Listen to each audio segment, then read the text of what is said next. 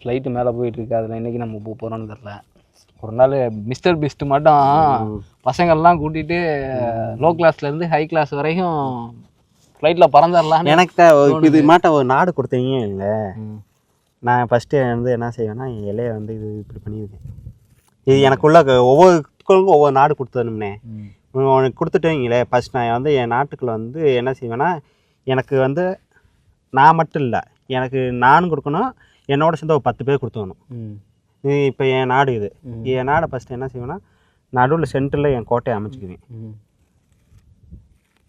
கோட்டையை அமைச்சிட்டு 10 பேர்த்துக்குமே வந்து ஒரு தங்கறதுக்கு வீடு அமைச்சிடுவேன். 10 பேர்த்துக்குமே அமைச்சு கொடுத்துருவேன். கொடுத்துட்டு என்னோட பார்டர் இருக்குல்ல, என் பார்டரை வந்து நான் ஸ்ட்ராங் பண்ணிடுவேன். ஸ்ட்ராங் பண்ணிவிட்டு இப்போ எத்தனை பேர் இருக்காங்க? 10 பேர். எங்களுக்கு வந்து என்ன செய்ய தேவை? ஃபுட்டு. இப்போ எனக்கு கொடுத்தது வந்து எம்டி பிளேஸ் தான் கொடுத்துருக்கீங்க. மலைகளோ காடோ அதெல்லாம் இல்லை, எம்டி பிளேஸ் தான் கொடுத்துருக்கீங்க.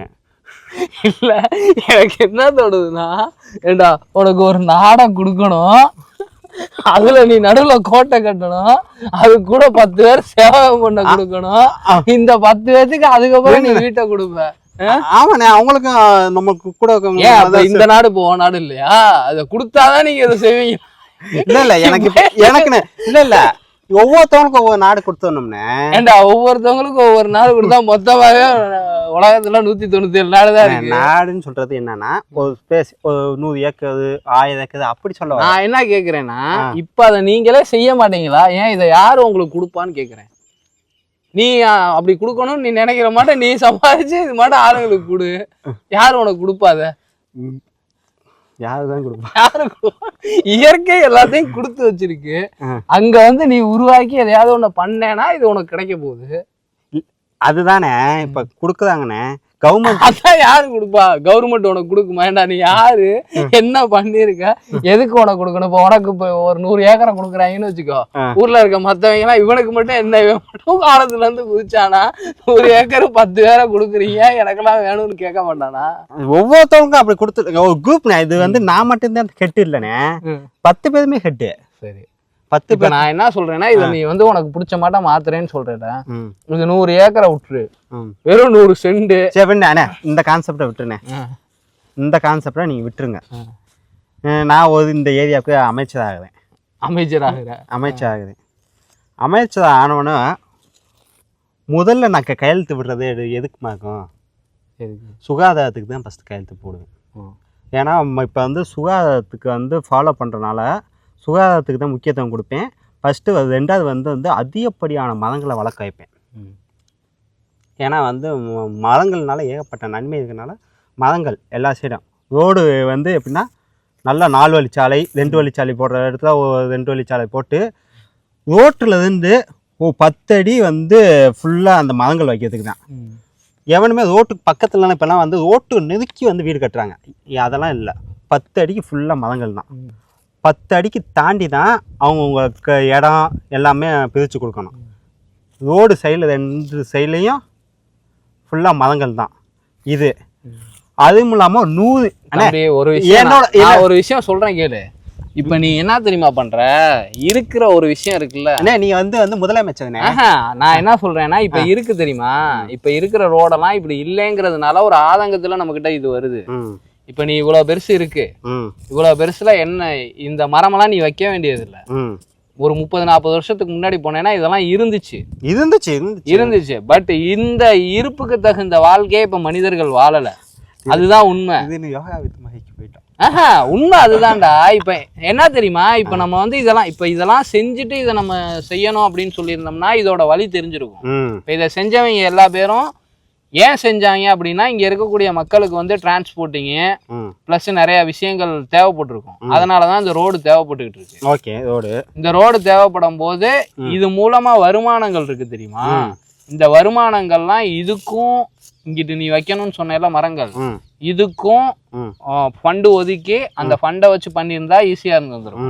ஆனா இங்க ஃபண்டெல்லாம் எப்படி இருக்குது, கடை வாங்கி தான் பண்ணுற மாட்டா இருக்கு. ஆனால் இங்கே இருக்கிற விஷயங்களை வந்து இங்கே கொடுத்து, அதாவது எனக்கு வந்து 100 ரூபா வருமானம் வருது, அந்த 100 ரூபால வந்து 20 ரூபா சேர்த்து வச்சு சேர்த்து வச்ச காசுல இதெல்லாம் பண்றேன்னா நம்ம நினைக்கிற மாட்ட பண்ணலாம். இங்க அந்த அளவுக்கு வருமானம் கிடையாது நம்ம கிட்ட. அப்ப இருக்கிற விஷயத்த வந்து ஃபர்ஸ்ட் வருமானம் பார்க்கறதுக்கு என்ன செய்யணும்ன்றத பண்ணணும். அப்ப நான் என்ன பண்ணலாம்? இருப்போட இயற்கையோட இணைஞ்சிருந்தாவே போதுமானது. இயற்கையோட இணைஞ்சிருந்து மனிதனுக்கு அடிப்படை தேவை என்ன? தண்ணி, இருப்பிடம், இது எல்லாத்தையுமே இங்க உருவாக்கணும், சேமிக்கணும். இப்ப வந்து நம்ம ஒரு காட்டுக்குள்ள இருக்கோம்னே, இந்த காட்டுல இருந்து நம்ம இப்ப தாக இருக்குன்னு வைங்களேன், நம்ம 100 மீட்டர்ல குளத்துல போய் மோந்து குடிச்சுக்கலாம். இதுவே அந்த குளம் இல்லாட்டினா நம்மளோட நீர் வந்து இப்போ உன்னோட கான்செப்ட் வந்து நீ 100 மீட்டர்ல குளத்துல போய் எடுத்து குடிச்சுக்கலாம்.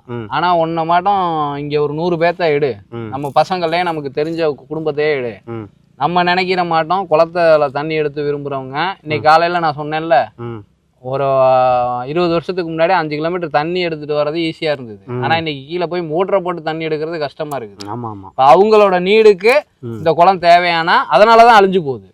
மக்கள் மனசுல இப்ப இங்க நீ பண்ண விஷயங்கள் எல்லாமே சுகாதாரம், சுத்தமான விஷயம், அழகா அற்புதமா வாழ்ற வாழ்க்கைக்கான ஒரு மேப் அப்படின்னா இதை நீ ஒரு ஆள் விரும்ப கூடாது. உன்னை சுத்தி இருக்க ஃபர்ஸ்ட் உன் குடும்பம் விரும்பணும், அதுக்கப்புறம் உன்னோட சமுதாயம் விரும்பணும், அதுக்கப்புறம் தான் இந்த இயற்கை அப்படின்றது உன்னோட டிசைனுக்கு மாறும். இப்ப இங்க நம்ம ஊர்ல குளம் இல்லாம இருந்துச்சு, 400 குளம் இருந்துச்சாம்னே. இப்ப எத்தனை இருக்குன்னா இங்க குளத்துக்கு அவசியம் இல்லை. இப்ப தண்ணி எல்லாம் எப்படி எடுத்துக்கிட்டு இருக்கோம்? போரை போட்டு எடுத்துக்கிட்டு இருந்ததுனால இந்த குளத்துல போய் தண்ணி எடுக்கணும்ன்ற நீடு இல்லை, தேவையில்லை. அதனால இந்த குளம் இப்ப நமக்கு தேவையில்லை. திருப்பி அதெல்லாம் அழிஞ்சு போச்சுன்னா ஆட்டோமேட்டிக்கா அதெல்லாம் அழிகிறதுக்கு நீ மட்டும் வேணா விரும்பலாம். இன்னைக்கு டெக்னாலஜி வேணான்னு இந்த போனை ஒதுக்கி வச்சுட்டு நம்மளால உட்கார முடியுமா? முடியாது. கரண்ட் வேணான்னு கரண்ட் எழுதி கொடுத்துட்டு வீட்டுக்குள்ள உட்கார முடியுமா? நம்ம உட்கார்ந்தாலும் வீட்டுல இருக்கிறவன் கத்திடுதான். வெறும் மத்த கரண்டை விடு, தண்ணியை விடு, கேஸ் சிலிண்டர் இல்லாம இன்னைக்கு வாழ்க்கையை ஓட்ட முடியுமா? நினைச்ச கூட பார்க்க முடியல. 20 வருஷத்துக்கு முன்னாடி நான் விறகு வெட்டிட்டு வந்தாதான் வீட்டுல சாப்பாடு. இன்னைக்கு மதத்தை பார்க்க, இன்னைக்கு ஒரு நாள் கேஸ் தீந்துருச்சுன்னு வச்சுக்கோ, சாப்பாடு கடையில வாங்கிட்டு வாங்கன்றாங்க. இந்த ஒரு நாள் கூட அடுப்பை யூஸ் பண்றதுக்கு தயாரா இல்ல. அதுவும் எங்க அம்மா அப்பாவே தயாரா இல்லங்கும் போது இன்னைக்கு ஜெனரேஷன் சுத்தம் இருக்கிற கேஸ்ல சமைக்கிறதுக்கே தயாரா இல்ல. வாரத்துல 4 நாள் வெளியிலதான் அவுட்டிங் பண்ணுவாங்க. அப்படி இருக்கிற காலத்துல நீ ஒரு ஆள் இதை உருவாக்கலாம்னா முடியாது. இங்க ஃபர்ஸ்ட் நம்ம உருவாக்க வேண்டியது மக்கள் மத்தியில எது வேணும், எது அவசியம் அப்படிங்கிறத உணர்வா உருவாக்கணும். அதுக்கப்புறம் தான் இதெல்லாம் நீ வந்து உருவாக்குறதுக்கும் ஆள் கிடைக்கும், பார்த்து பராமரிக்கிறதுக்கும் பாதுகாக்கிறதுக்கும் ஆள் கிடைக்கும். அப்படி பாதுகாக்கிறதுக்கு ஆள் கிடைக்கும். இந்த வீடியோ பிடிச்சிருந்தா லைக் பண்ணுங்க, ஷேர் பண்ணுங்க. மேப் தெரியாம போச்சுனே.